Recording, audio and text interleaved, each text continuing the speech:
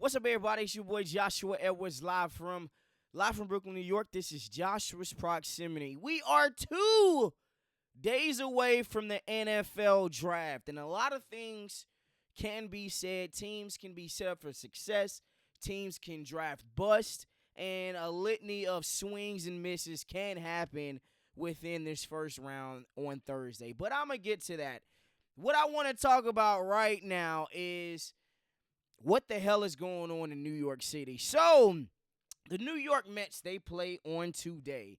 Currently on a 11-game losing streak. Nolan McLean is on the mound tonight versus the Minnesota Twins, and I think that they're going to win. So, if it was me, if I was a guy that was gambling, if I didn't, if I wasn't hired by the New York Mets, you should probably take them -1.5 on today. I think that the Mets are finally going to get that win. They have had a 11-game loser streak, tied for longest in their history so far. Our last win was actually the game that I worked. I think this is maybe the last game that I worked, as a matter of fact. The Ronnie Mauricio walk-off in extra innings. It was a cold night. Tonight's supposed to be cold as well. But just from what I have been seeing, Nolan McLean, he has been one of the best pitchers currently in MLB. He's been up there with, what's your guy name? Paul Skeens, as far as ERAs. I know Paul Skeens had a terrible out in that first game against the New York Mets. But right now, this guy that's on the mound, he's going to be dealing. The same cannot be said for, other pitchers, the David Petersons of the world. But him on tonight, take the Mets -1.5. If you don't feel good about doing the spreads, then you should also just go ahead and take the Mets money line. I think that they finally end the 11-game loser streak on tonight, and they turn that corner. Bottom of the NL, their division right now. The Phillies are on a 6-game losing streak. The Braves are like 9-10 games ahead of the Mets. So it can only get better. It can't get any worse. Obviously, if you lose, it can get worse, but it'll be getting better before it gets worse. And this is what you will be hearing. We all know the draft sound. The draft is in Pittsburgh on this year, and I'll say this. I don't know why the draft has not been in New York City in recent memories. Like, the last year, if I'm not mistaken, it was in Green Bay. This year, it's in Pittsburgh. And I understand what the NFL is trying to do. They're trying to get more fans out. They had it in Vegas one year. I think the year that I had, if I'm not mistaken, my bachelor's trip. I think just beforehand, that the draft was there. And you're seeing the NFL move around in this instance. And I'm not mad. But the same can be said and should be said for the Super Bowl. I think that these teams that are the northern teams, like the Pittsburgh Steelers, like the Giants and Jets and the Patriots, these teams have to build a dome if they want to, gather more attention when it comes to the Super Bowl. And Pittsburgh, I've never been to Pittsburgh. Pittsburgh, as far as like traveling and sightseeing and that stuff, it's going to be jam-packed. I already know that all of the venues and hotels have sold out. I expect it to be second to none. Obviously, when the Pittsburgh Steelers have their announcement, they're probably going to have Cam Hayward, T.J. Watt. Hell, they might even bring Mike Tomlin back to announce the draft pick. A lot can be said. They might have my guy Colin, the former head coach, as well, that can do the draft pick. But this is the current selection, the top 18 picks. I believe that the draft starts at number 3.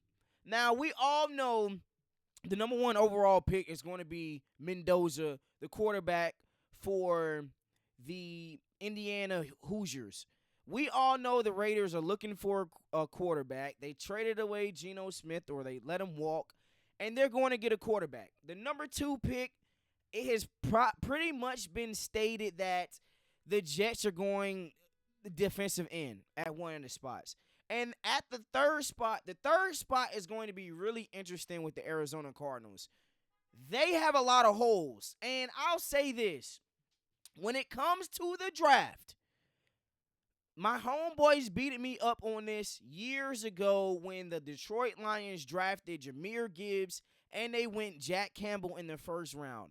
What I stated was, if you have a guy, you got to go get the guy. Sometimes the best play is to take the best player on the board. Right here at the third spot, Jeremiah Love is going to be there. You already have had running back issues with James Conner. He cannot stay healthy. He's healthy 1 week. He'll play fabulous the first 6 weeks of the NFL regular season, and then he gets hurt. You saw him get hurt this past season, ended up missing the whole regular season. Who was his backup? It's not good. I think at the third spot, you can either trade back or you got to take the best talent that's there. It doesn't make sense to me to trade back, and I don't know how far they're going to trade back. You trade back to the 7th spot to the Washington Commanders? Do you trade back to the 5th spot with the New York Giants possibly? Do you trade back to the 9th spot with the Kansas City Chiefs?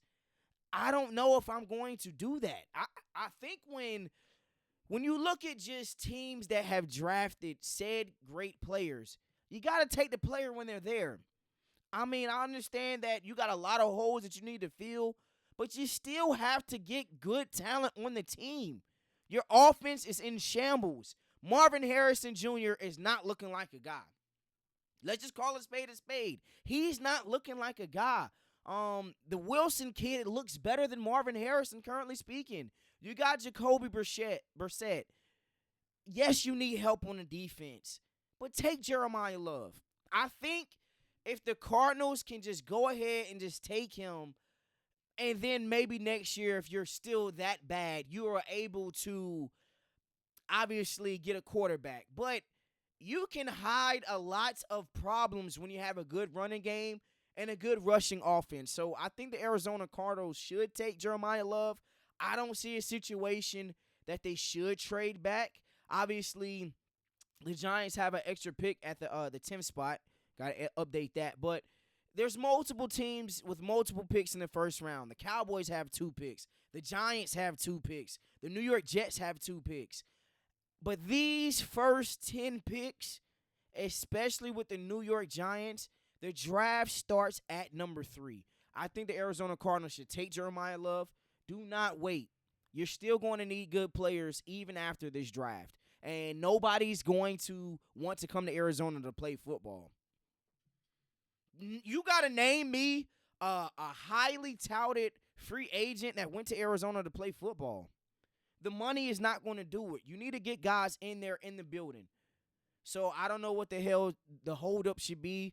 Go ahead, take Jeremiah Love, and just keep it pushing from there.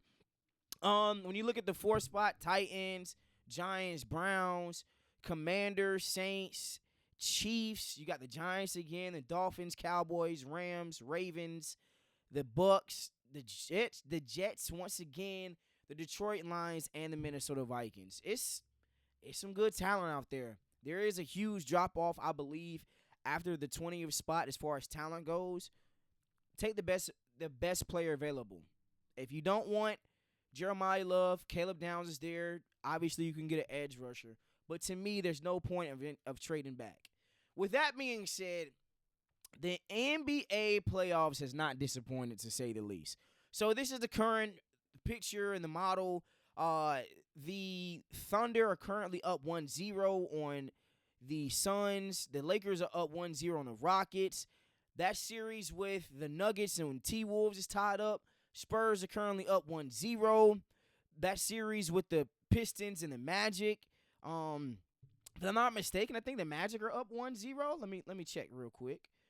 The Cavs are up 2-0 on the Raptors. That Knicks series is split 1-1. And then when you look at the 76ers are up or down 1-1 right now. 1-0, the Boston Celtics, excuse me. Yeah, so a lot is riding on tonight's games. The Lakers, can you go up 2-0 without Kevin Durant? I believe if you go up 2-0, you're able to wrap this series up quickly. You're able to get Luka Doncic and Austin Reeves back. When you look at the the San Antonio Spurs. Might want to go ahead and wrap that series up as well. I don't expect it to go more than 5 games, but you don't want to get into a long, drawn-out series when you got either Denver or the T-Wolves waiting for you. Nah, just go ahead and put the stuff to bed right now. And obviously the same can be said with the Cleveland Cavaliers. You don't want to mess around with the Raptors and give them any games at all. The Detroit Pistons are a very good basketball team. We know the Magic, they're putting up a stellar fight right now.